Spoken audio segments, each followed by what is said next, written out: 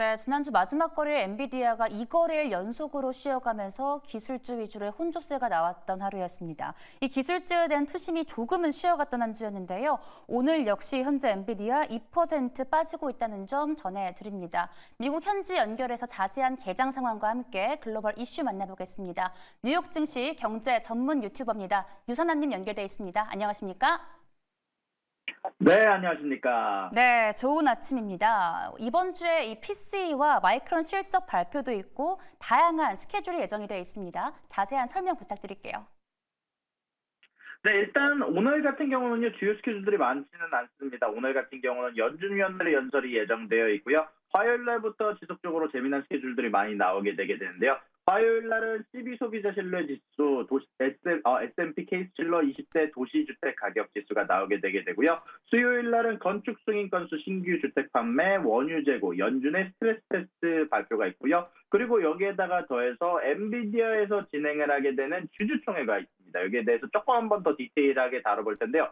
일단 엔비디아 주주총회 같은 경우는 5가지 안건에 대해서 얘기를 나눌 것으로 예상이 되고 있습니다. 일단 첫 번째는 12명의 이사를 현재 선발하는데 주주총회의 안건을 들어볼 예정이고요. 또한 두 번째로는 엔비디아 경영진들의 보상안에 관련해서 승인이 되는 것에 대해서 얘기가 나눌 예정이다라고 발표가 됐습니다. 여기에 대해서 사실 전년도와 크게 달라지지는 않겠지만 엔비디아의 젠슨 황 CEO는 약 25밀리언 달러에 해당하는 보상안을 승인받을 것으로 예상이 좀 되고 있고요. 또한 세 번째는 현재 여러 가지 안건이 추가적으로 나올 것들로 예상되는 것들에 대한 제안을 받을 거고, 네 번째는 PwC가 현재 회계법인으로서 엔비디아에게 선정이 되는 것, 요거에 대한 투표를 받을 예정이고, 마지막으로는 사전에 현전에 이야기가 되고 있는 안건들에 대해서 얘기가 나눌 예정이다라고 소식이 전달이 되기도 했습니다. 또한 스트레스 테스트가 수요일과 목요일에 걸쳐서 나오게 될 예정인데요. 요거 같은 경우는 전체적으로 은행이 얼마만큼의 압박을 가했을 때 무너지는가에 대한 테스트 결과인데,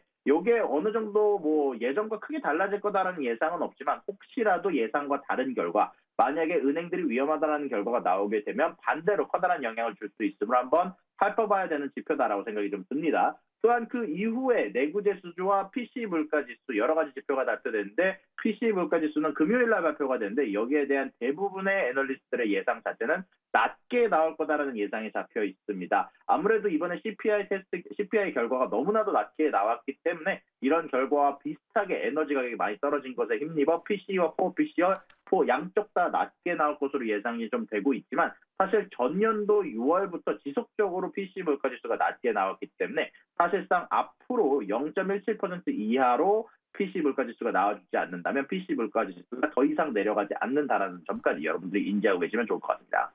네, 계속해서 저희와 함께 하시면서 해당 데이터 팔로우업 해가시면 좋을 것 같습니다.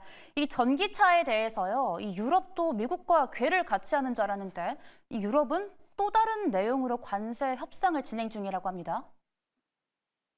네, 맞습니다. 중국 쪽에서 환영할 만한 소식이 나왔습니다. 중국과 유럽연합의 고위 관리들이 지난 주말 기준으로 통화를 가져서 관세에 대해서 이야기를 했다는 소식이 전달이 됐는데요.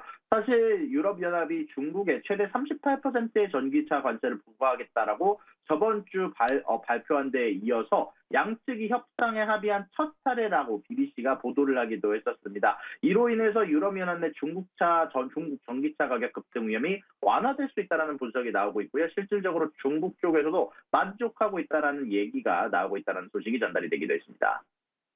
네, 이 중국 전기차로 인해서 미국과 유럽이 서로 다른 길을 가고 있는 상황입니다. 또 엔비디아를 필두로 미국의 대형 반도체 기업들이 계속해서 자사주 매도에 나서고 있다는데, 현재 주가에 큰 영향을 미치고 있을까요? 네, 현재 엔비디아 같은 경우는 젠슨 황 CEO가 이미 예전에 설정된 세팅에 맞춰서 이미 예전에 발표한 대로 약 지난주에 72만 주, 약 9,460만 달러에 해당하는 주식을 매도했다라는 얘기가 전달이 됐습니다. 이미 엔비디아 같은 경우는 젠슨 황 CEO가 어떤 가격에 도달하면 매도를 하겠다라고 이미 설정이 된 상태라 이미 매도가 된 것은 현재 엔비디아의 상황에 상관없이 매도가 된 것이다라고 소식이 전달이 되기도 했고요. 사실 제가 아까 25밀리언 달러에 해당하는 보상을 받는다라고 얘기를 했고 실질적으로 저번에도 이것을 넘는 돈은 받았지만 거기에서 현금으로 받는 캐시 자체는 약 1밀리언에서 3밀리언 달러 사이에 해당하는 돈밖에 되지 않거든요. 그러다 보니까 이런 부분들을 좀 메꾸기 위해서 주식을 매도했다라는 소식이 있지만 아무래도 역시 양이 어마어마하다 보니까 역시 하방 압력을 가했다라는 사실 자체는 역시 뭐 피할 수 없는 사실인 것 같고요. 다만 이 소식 자체가 엔비디아의 주가가 떨어질 거다라고 얘기를 할 수는 없는 게 사실 이거는 옛날부터 셋업해놓은 판매 계획이기 때문에 아무래도 추가적으로 하방 압력으로 작용할 것 같지는 않습니다. 또한 이것 말고도 최근 들어서 마이크론 테크놀로지와 퀄컴도 사실 각각 5,200만 달러와 690만 달러에 해당하는 CEO의 자사주 매도가 있었다라는 소식까지 전달이 되기도 했습니다. 네, 예정된 매도 일정이었기 때문에 장기적으로 하방 압력을 가하기에는 좀 무리가 있다라고 언급을 해 주셨습니다. 또 이어서 애플이 앱스토어의 불법 행위로 유럽연합으로부터 예비 기소가 됐다는 보도가 나왔습니다. 어떤 불법 행위를 저질렀을까요?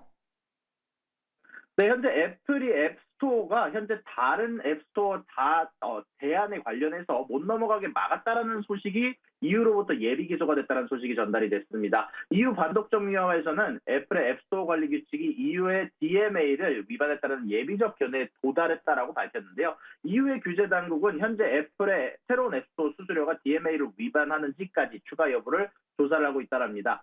현재 이런 부분들 관련해서 애플은 이미 지난 3월에 비슷한 종류의 위반을 한 적이 있었는데요. 그 당시에는 애플 뮤직이라는 자사의 뮤직 어플리케이션이 스포티파이보다 비쌈에도 불구하고 이런 부분들에 대해서 스포티파이가 홍보하지 못하도록 막는 부분을 지속적으로 만들어 왔다라고 얘기하면서 그 당시에 2조 7천억 원에 해당하는 과징금을 받았었는데요. 이번에도 이것과 비슷한 종류의 과징금을 받을 수도 있다라는 얘기가 나오고 있습니다. 이제 정확한 위반 사항은 애플의 앱 스토어 말고도 다른 대안이 있음에도 불구하고 이거를 사용하지 못하게 했다라는 이유로 이것 관련해서 예전부터 안 그래도 많은 지적을 받았었는데 이런 부분들 관련해서 최종적으로 기소가 될 것 같다는 예상이 많이 나오고 있고요. 사실 이건 것 이전에 애플 쪽에서는 지속적으로 DMA로 인해서 AI 출시까지 늦추는 부분이 있었기 때문에 지속적으로 EU와 애플 사이의 마찰은 진행 중이다라는 얘기가 많이 나오고 있습니다. 네, 지금까지 뉴욕 증시 경제 유튜버 유선남님과 함께했습니다. 오늘도 고맙습니다. 수고하셨습니다.